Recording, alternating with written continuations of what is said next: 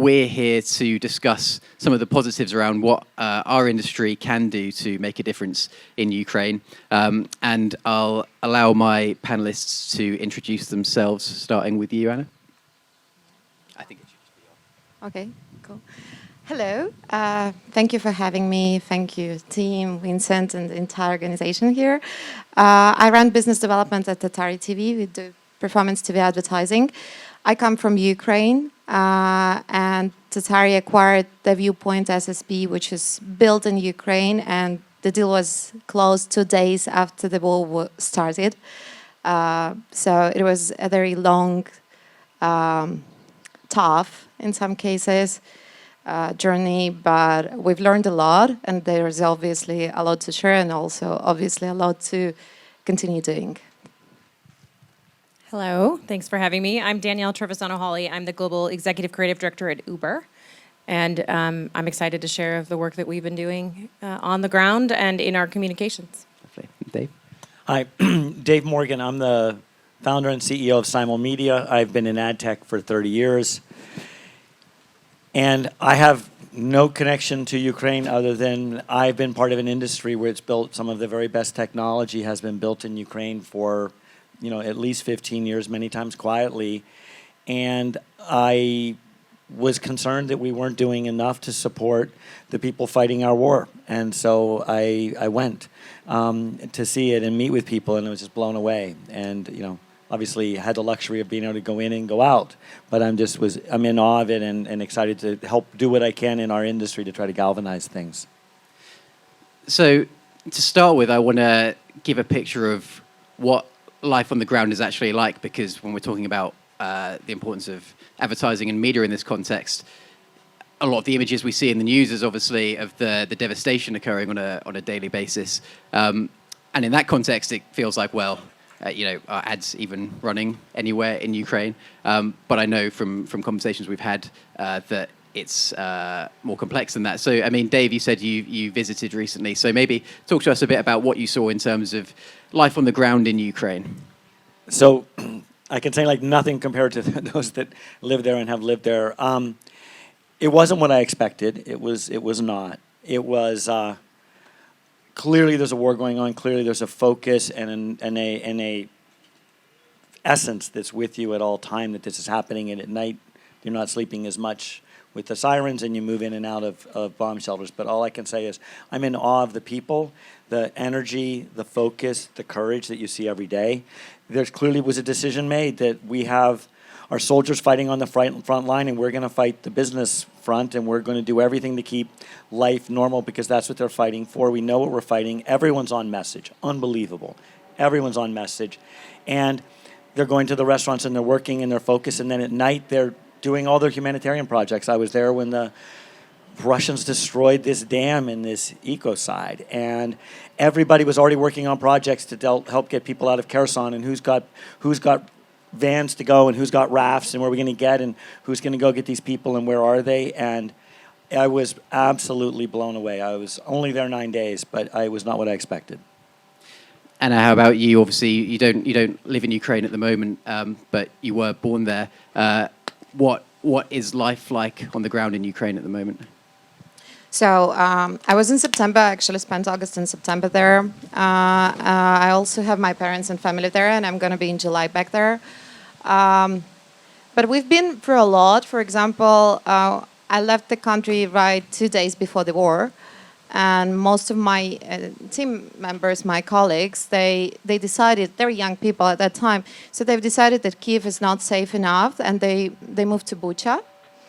And that was honestly like 1 month of a hell. I was staying in London, and I wouldn't sleep at all because they would stay in basements. Some of the buildings were destroyed, and they were sending me these messages, and it was very hard to communicate. They didn't have anything in terms of, they didn't have water, they didn't have heating. It was very scary, and they would send messages saying, "Thank you, we're probably gonna die." It was just horrible.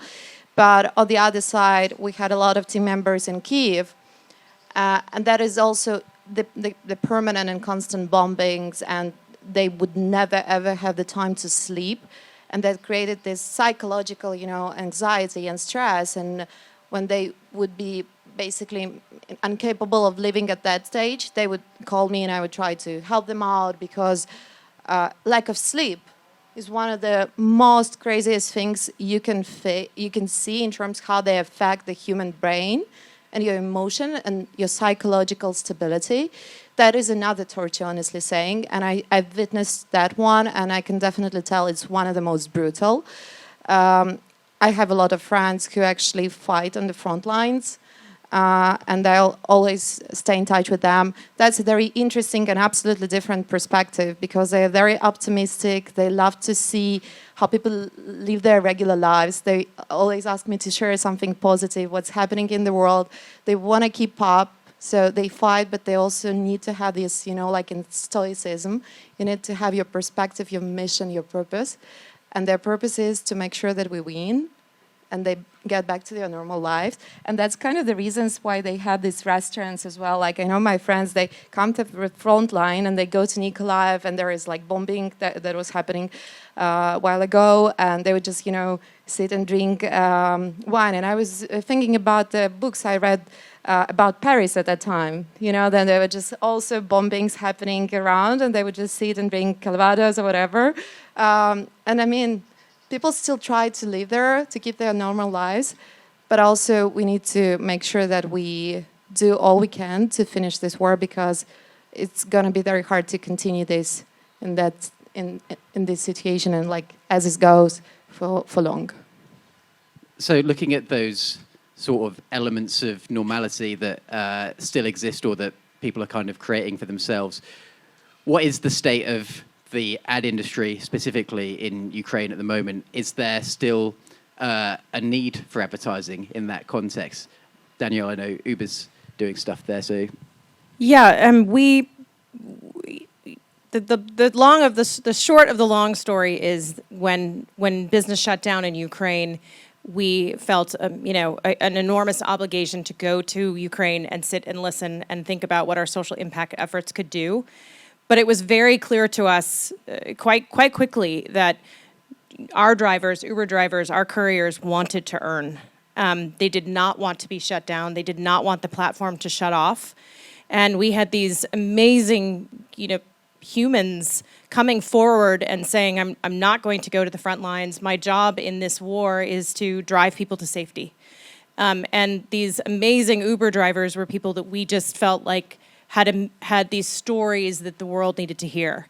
And I think as communicators, we have this obligation to make sure that people don't look away from the devastation. That's our job, that we can tell these amazing stories and keep people very focused on the job at hand. And Ukraine continues to need our support, and Uber has said that we'll be there as long as it takes. But finding these drivers and knowing that we wanted to tell these stories became a process of not just what we were making, but how we were making it. And it was very clear to me that I wanted to make these stories, to develop these stories with the Ukrainian people, which meant a Ukrainian agency. And when we partnered with Banda, what we found were people that were just unwavering and unbroken, and their spirits and their creativity was the thing that kept them going.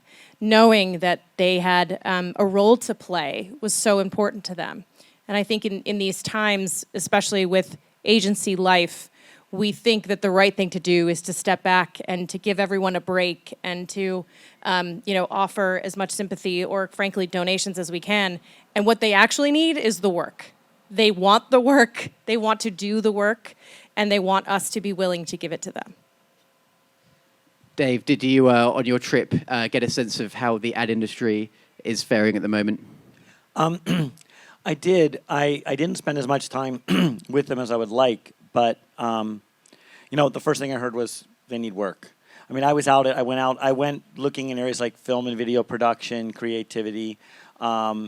A lot of the team from Radioactive, which is celebrating their 20th anniversary on Friday here, has left the country. The work wasn't there. Yeah. They were shutting it down. Insurance companies, Western insurance companies, are not insuring the shoots locally. This is a real issue. It's something that we can try to solve.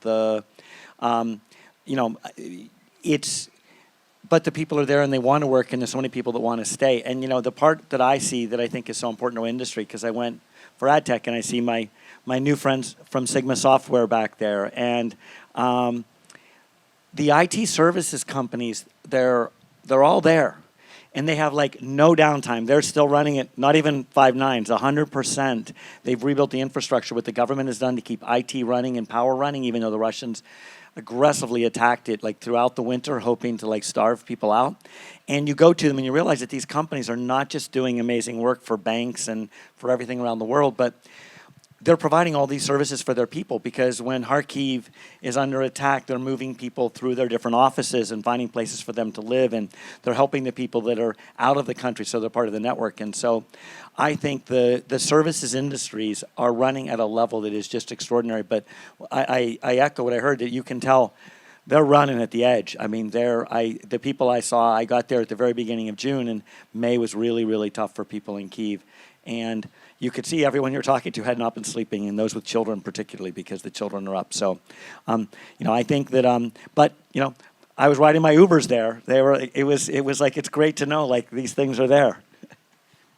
Anna, can you talk a bit more to the state, as Dave said, Ukraine, very strong ad tech sector, and that's obviously your personal experience there with the viewpoint. Can you speak a bit more to how it's been for ad tech in Ukraine following the invasion?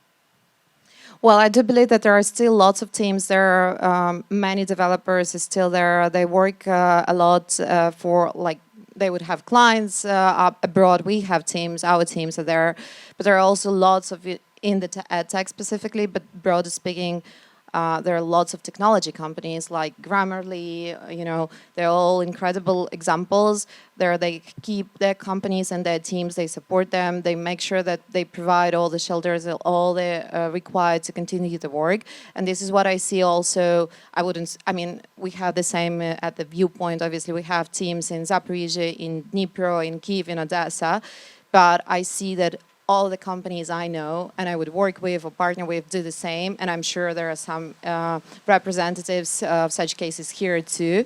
And this is what we need to continue. It's one of the first steps. We need to make sure to help those people stay there, because as of now, I believe that 10 million people left the country. There is 12 million people who are aged. We're going to see lots of people, talented people, who will die in the war. So one of the key things for us to do is to make sure that we build those workspaces and we provide the opportunity for people either to return, which is going to be, I'm not very optimistic on that side, but I hope some percentage will. Some will stay abroad because, they settle, they have their kids going to schools, etc. But obviously, long-term vision is to make sure that we bring as many as possible back home. And at current stage, we guarantee that they have the safety they need to continue work there, which is the western part of Ukraine, and still it's a huge country. We may do that too. And how about the state of, I guess, actual ad spending in Ukraine, and by extension, the health of the media, which is not completely reliant on ad revenue, but it's obviously very important. Is ad spending still happening much? Danielle, I don't know if when you're working with the agency, whether you got a sense of whether they had much other work going on. They certainly didn't.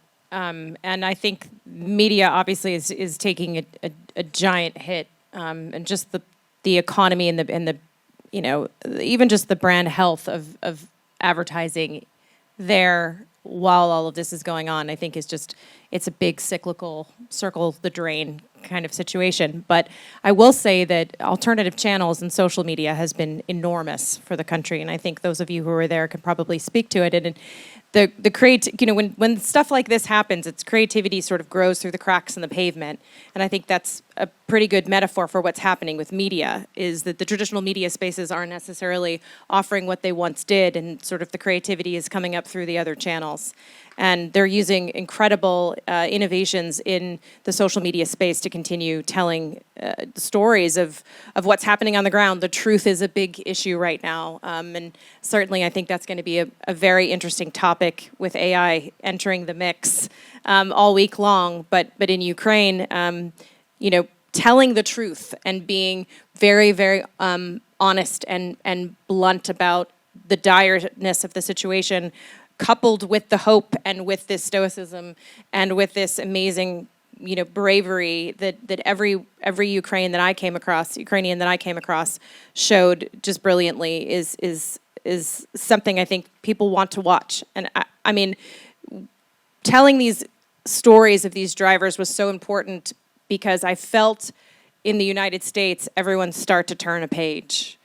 And, that's scary to me. It's all of a sudden it's about the economy. All of a sudden we're talking about the recession. And people are forgetting that they still need to support this terrible situation. So I think as storytellers and as media providers and as clients, we need to continue to make sure that, for us, it was about not just what was happening from a media landscape in Ukraine, but telling the story globally and making sure that the attention was turned to the people who really still need us. Anna, do you have a sense of sort of the state of, I'm wondering, with sell-side technology, how much ad spending is still going on in Ukraine at the moment? First, I want to add additional comment to Danielle's, if you mind. I feel like, in psychology, it's a common knowledge that storytelling here is the most healing, thing. And Ukrainians are great storytellers. And that's so important for us to keep the narrative up and going. Extremely important. I think this is something we need to do. And we need to leverage also that, talent of Ukrainians have. In terms of ad spend on the SSP, so we would usually work globally. So, for the Viewpoint specifically, the key markets would be the United States, and I assume most of the ad tech would say the same story. So, of course, the teams are happy and optimistic with the fact that the business itself is successful and growing and scaling. In Ukraine, I do believe that based on what I hear from my friends and agencies, obviously the market is very much down, and advertising is very limited to pharmaceutical companies, to something which is very much needed at these days, and like entertainment, fashion, all those verticals obviously are not spending currently in Ukraine, just because the overall perspective is a little different, and that is a result of that and the consequences. So we've talked a bit already about some of the things that we can do, with the example, obviously, of storytelling and helping with awareness. I just want to ask, are there any other examples, do any of you think of positive things that we in this industry can do, us in the audience can do, to make a difference in some way in Ukraine, Dave? Yeah, there's a couple things. I think the first thing that we have to do is to recognize that this is, everyone has to take a stand. To the point about the news. I'm fortunate to have been around this business a long time, and so I even reached out to some people that are very senior in some of the world's largest news organizations, and I'm like, look, your war correspondents are doing an amazing job. Like, they are unbelievable, and the hotels I stayed in, I met some of them, and they were going out to cover the dam. It was destroyed by Russia. They're going out to the front lines. But I said, you're not covering the business, you're not covering life, you're not covering what's happening. So we have to recognize that we need to care enough and push people to get us that information. Number two, to recognize, and I was having this conversation already, there's no middle ground here. Like, this is good and evil. I went there because this is the most important moment that will ever exist in my lifetime, for sure. And, there's not a question that the future of the world, they are fighting our war. And they're dying for it. And we're doing a lot to try to support it economically and militarily, but they're fighting our war, and we have to take a position. And I had a lot of conversations with people about the American Revolution and how it worked. And I said, we had fence sitters, and the fence sitters are what slowed the war down. Sorry about the English, but, we did not want, that's another conversation. But we had all these fence sitters that slowed everything down, and there's no room for fence sitting because people are dying. And we have to recognize that. And there are some really specific and tangible things. The first thing is every company should be joining the IAB Ukraine and IT Ukraine Association and use that as a bridge. Help these associations, help them, get information to us.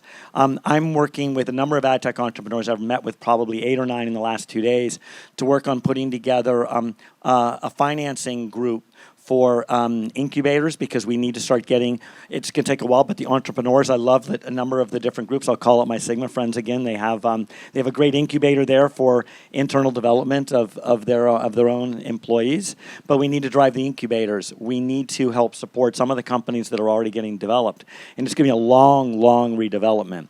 And then we need to do things, there's a group, the 1K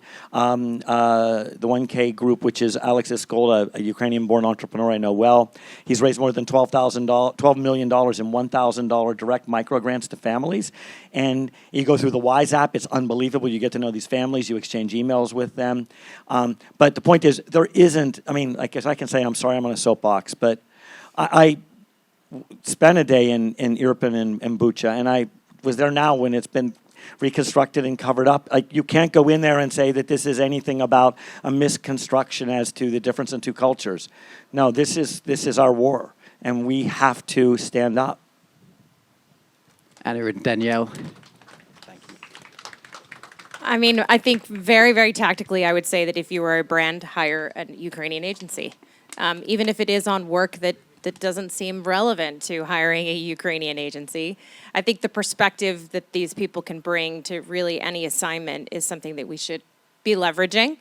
I know that my experience working with Banda was life-changing, and the spirit and the approach that they took to telling these stories was something that I could have never allowed or imagined an internal creative team being able to do. And I'm very grateful for them for, allowing us to not sit around a conference room table and comment on a war and a people that we didn't understand.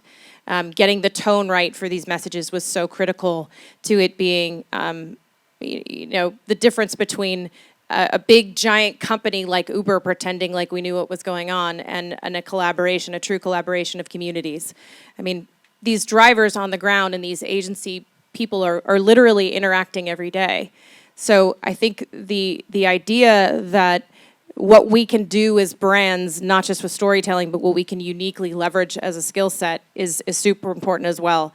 Uber partnered with the UN and the World Food Group to ultimately lend our entire platform to high-capacity vehicles around the Ukraine to move food and clothing and blankets and supplies around the entire country. We happen to be a movement company. That is a superpower of ours, and that's one of the things that we did on the ground to help the people recover.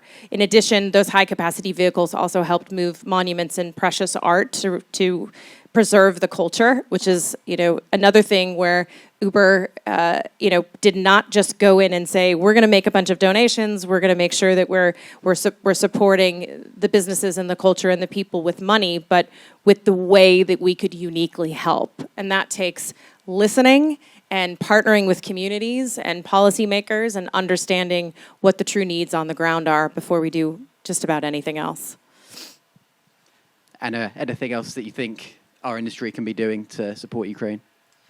Well, I think there are 3 companies, but the first one, the key objective is to make sure that we do all we can, and including our industry, but the broader global world, is to make sure that this war is over.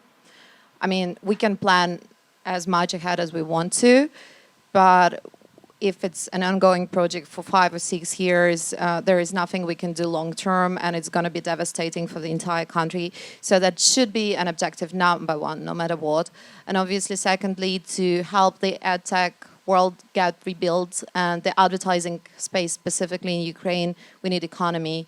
And to my earlier point, we need to bring the demographics case back to normal by building workspaces and allowing people to understand that there is an opportunity there. I personally know that the government is working on a huge accelerator program as well. We've met in Silicon Valley actually like a month ago. There are lots of venture funds involved from the States too. The long vision is very bright and optimistic. There is a huge potential for Ukraine to become the new platform for accelerating not only Ukrainian startups, but actually startups coming from abroad. It's an incredible country. It's very resourceful. But to achieve all that, the war should be over. And that is one of the crucial things we should focus on. And I think I wouldn't add anything to that. I think it's been so interesting just to see all the really interesting and creative examples of ways that companies in our industry have done something to make a bit of a difference. I mean, like Danielle said, I think it's about finding what you uniquely can do. When I was talking with Nastia from IAB Ukraine, when I was reading about what they've been doing, there was stuff they were doing about like feeding ads into Russia with truth about the war, which they were able to get onto, I think, porn and gambling sites because there was less control over those.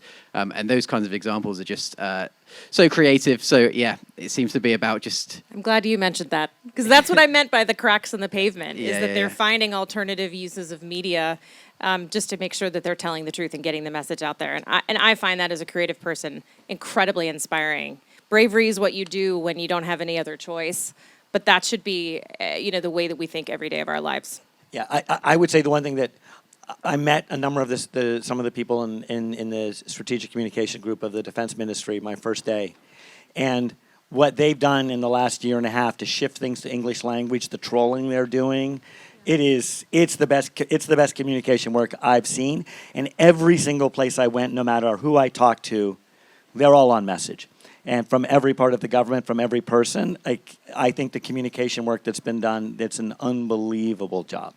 And we've translated all the media to English. There is no longer Russian media. Yeah. It's a huge shift to, it's a different level of coverage now. And all the people who left the country, they still read local news as well. And the local media is translated into English too.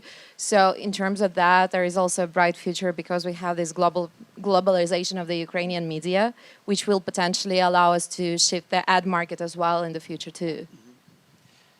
Well, I hope there's been some inspiring examples there to get people thinking about what their businesses can do to make a difference. And I just want to say a big thank you to my panelists for taking part and for sharing your experiences. Thank you very much, guys. Thank you.